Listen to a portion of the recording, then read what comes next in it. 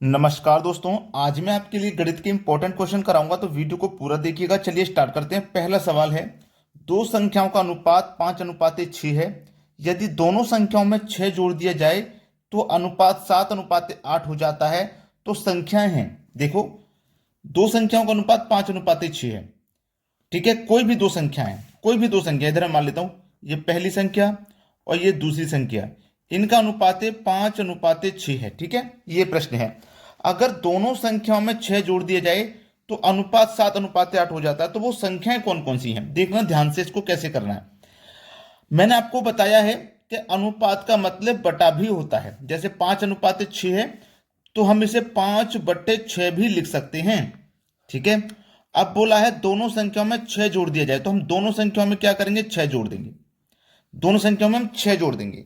लेकिन 6 जोड़ने से पहले मैं आपको एक बताना बात चाहूंगा कि ये मेरे पास 5 है और ये 6 है। अगर मैं इसको 5x मान लूं, इसको 6x मान लूं, तो क्या इसके मान में कोई परिवर्तन होगा? कोई परिवर्तन नहीं होगा, x से x कट जाएगा। तो बिल्कुल उसी तरीके से इसको 5x, इसको 6x मान लीजिए। ठीक है, बराबर अनुपात कितना हो जाता है, 7:8। 7:8 का मतलब 7/8 हो जाता है। अब होगा क्रॉस गुना, 8 × 5 = 40x प्लस 8 × 48 बराबर 7 × 42x प्लस 7 × 42। ठीक है, अब x वाले टर्म एक तरफ करो। देखो, ये 40x है, ये 42x। ये 40x प्लस का है, इधर आके माइनस का, तो 42 में से 40 कट जाएगा, 2x बचेगा। ये 42 है ना, इसको इधर लेके आओ, प्लस का है, इधर आके माइनस, 48 में से 42 माइनस हो जाएगा, 6 बचेगा। अब 2 से 6 कट जाएगा, कितनी बार में, 3 बार में। तो x का मान कितना आया, 3। x का मान कितना आ गया, 3 आ गया। ठीक है, अब हमारे पास संख्याएं कौन कौन सी थी, पहली और दूसरी संख्याओं का अनुपात था 5 और 6। x का मान 3 है, 3 का मतलब 5 से करूंगा तो 15, 3 का मतलब 6 से करूंगा तो 18। तो वो संख्या हमारे पास 15 और 18 हैं। हमसे पूछा था संख्याएं कौन सी हैं, तो 15 और 18 हैं, मतलब सी ऑप्शन है सही जवाब। अब देखेंगे अगला प्रश्न। अगला सवाल है, तीन संख्याओं का योगफल 51 है। यदि पहली का दूसरी से अनुपात 4:5 तथा पहली संख्या का तीसरी संख्या से अनुपात 1:2 है, तो तीनों संख्याओं का गुणनफल ज्ञात करो। देखिएगा, पहली संख्या समझना और दूसरी संख्या, पहली संख्या का दूसरे से अनुपात 4:5 है, 4:5। ठीक है, और पहली संख्या का तीसरी से अनुपात, पहली का तीसरी से अनुपात कितना है, पहली संख्या का तीसरी से अनुपात 1:2 है, 1:2। अब देखिएगा, हमारे पास पहली संख्या का अनुपात 4 है और पहली संख्या का अनुपात 1 है। तो हम क्या करेंगे, यहां पे इसको इक्वल करेंगे। इक्वल कैसे करेंगे, देखिएगा, अगर मैं इस 1 का मल्टीप्लाई 4 से कर दूं तो 4 हो जाएगा।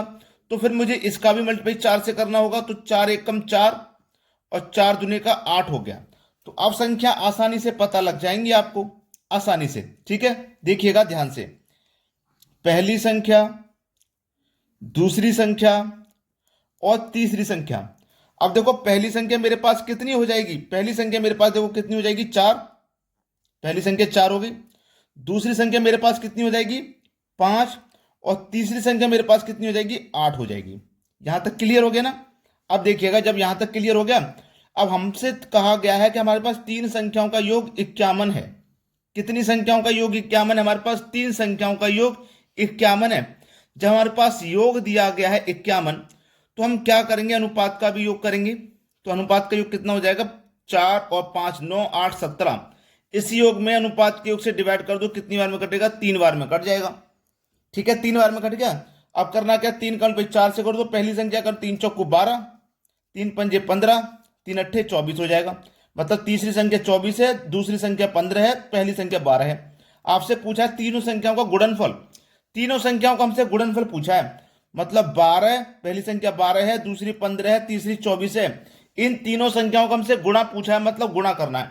तो पहले इन दोनों का गुणा कर लो, 15 × 4 = 60 का 0 हासिल लगे 6, 15 दूनी 30 और हासिल के 6 36। अब मल्टीप्लाई कितने से करेंगे, 12 से। 12 का 0 से करेंगे 0, 12 × 72 का 2 हासिल लगे 7, 12 × 36, 36 में जोड़ेंगे 7, तो ये हो जाएगा 43। ये हो जाएगा दोस्तों गुणा करने पर 43 20, 43 20। पहला ऑप्शन सवाल का बिल्कुल सही जवाब है। अब देखते हैं अगला प्रश्न। अगला प्रश्न है, यदि एक संख्या का 60% दूसरी संख्या के 2/3 के बराबर है तो संख्याओं का अनुपात ज्ञात करें। देखिएगा, एक संख्या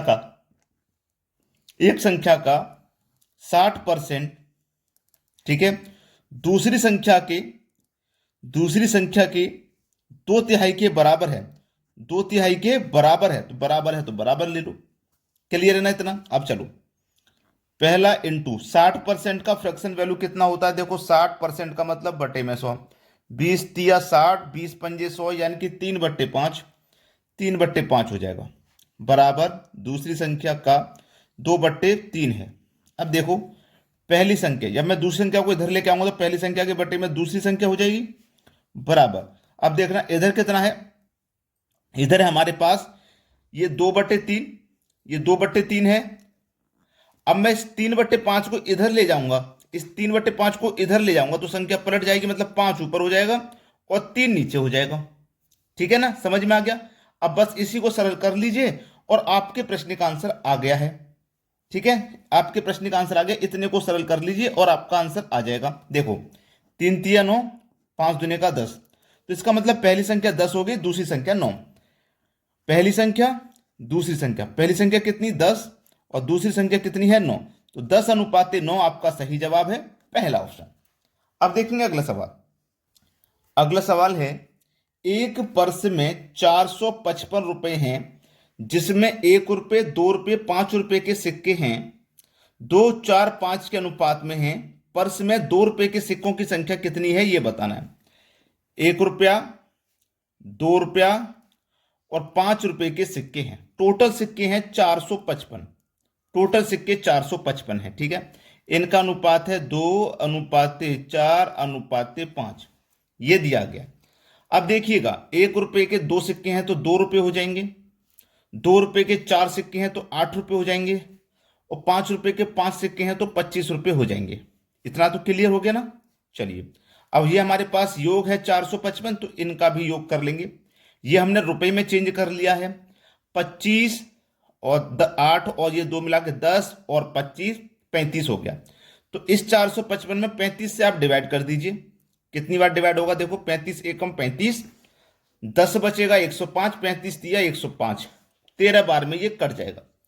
13 का मल्टीप्लाई 2 से करो तो 26, 8 से करो तो 104 और 25 से करो 13 का मल्टीप्लाई तो 13 पंजे 65 का 5 हासिल लगे 6, 13 दूनी 26, 26 में जोड़ेंगे 5 तो 31 हो जाएगा। देखो 13 पंजे 65 का 5 हासिल लगे 6, 13 दूनी 26, 26 में 6 जोड़ेंगे तो 32 हो जाएगा, यानी कि 325। तीनों संख्या निकल के आ गई। हमसे क्या पूछा था उसने? हमसे पूछा 2 रुपए के सिक्कों की संख्या कितनी है, 2 रुपए के सिक्कों की संख्या उसने हमसे पूछा है। अब देखो 2 रुपए के सिक्के हमारे पास ये रहे, 2 रुपए के सिक्कों की संख्या पूछा है, तो हम क्या करेंगे? हमारे पास देखो कुल योग कितना है, 2 रुपए का 104 आया है। कितना है हमारे पास? 104, 104 हमारे पास टोटल योग आया है। अब इसमें क्या करेंगे? हम 2 से डिवाइड कर देंगे, 2 से डिवाइड करेंगे 104 में तो कितनी बार में जाएगा? 52 बार में जाएगा। ये हमारे इस सवाल का बिल्कुल सही जवाब है, बी ऑप्शन सभी को। अगला प्रश्न है, एक क्रिकेट मैच के पहले 43 ओवर में रन रेट 5 रन प्रति ओवर था। शेष 7 ओवरों में 285 रन के लक्ष्य तक पहुंचने के लिए अपेक्षित रन रेट की गणना करें। देखो पहले के 43 ओवर में 5 रन प्रति ओवर था। 5 रन प्रति ओवर का मतलब है कि एक ओवर में 5 रन बने हैं। अब एक ओवर में 5 रन बने हैं तो 43 ओवर में कितने बनेंगे? 43 से मल्टीप्लाई कर दो तो 5 दिया 15, हासिल लगा 1, 5 चौको 20 और हासिल लगा 1, 21, यानी कि पहले के 43 ओवर में 215 रन बने हैं। अब 50 ओवर के मैच में से 43 ओवर हो चुके हैं तो बचे कितने ओवर? अभी 7 ओवर बचे। ठीक है, अभी 7 ओवर ये बचे हैं शेष। हमें कहां तक पहुंचना है? 285 रन के लक्ष्य तक पहुंचना है। अब देखो 285 के लक्ष्य तक पहुंचने में हम 215 तो पहुंच चुके हैं, तो 285 में से 215 पहुंच चुके हैं तो इसको माइनस कर दो। 5 में से 5 जाएगा 0 और 8 में से 1 जाएगा 7, 2 में से 2 गया 0, यानी कि हमें 70 तक और पहुंचना है। 7 ओवर में 70 पहुंचना है। 7 ओवर में कितना पहुंचना है? 70। तो एक ओवर में कितना पहुंचेंगे हम? 7 ओवर में 70 पहुंचना है तो एक ओवर में पहुंचेंगे 10, है ना, एक ओवर में 10। तो हमसे पूछा अपेक्षित रन रेट की गणना करें, तो अपेक्षित रन रेट क्या है? एक ओवर में 10 रन प्रति ओवर। तो इसका मतलब सी ऑप्शन हमारे सवाल का बिल्कुल सही जवाब है। अब देखेंगे अगला प्रश्न। अगला सवाल है, ए और बी की आय का अनुपात 3:2 है और इनके व्यय का अनुपात 5:3 है। यदि दोनों 200 रुपए की बचत करते हैं तो ए की आय कितनी है? यह है आपके सवाल होमवर्क के लिए। यह है आपका सवाल होमवर्क के लिए। सभी बच्चे कमेंट में अपना अपना आंसर बताएंगे क्या आएगा। और लाइक नहीं किया है या शेयर नहीं किया है वीडियो को तो फौरन कर दीजिए। ठीक है दोस्तों, धन्यवाद।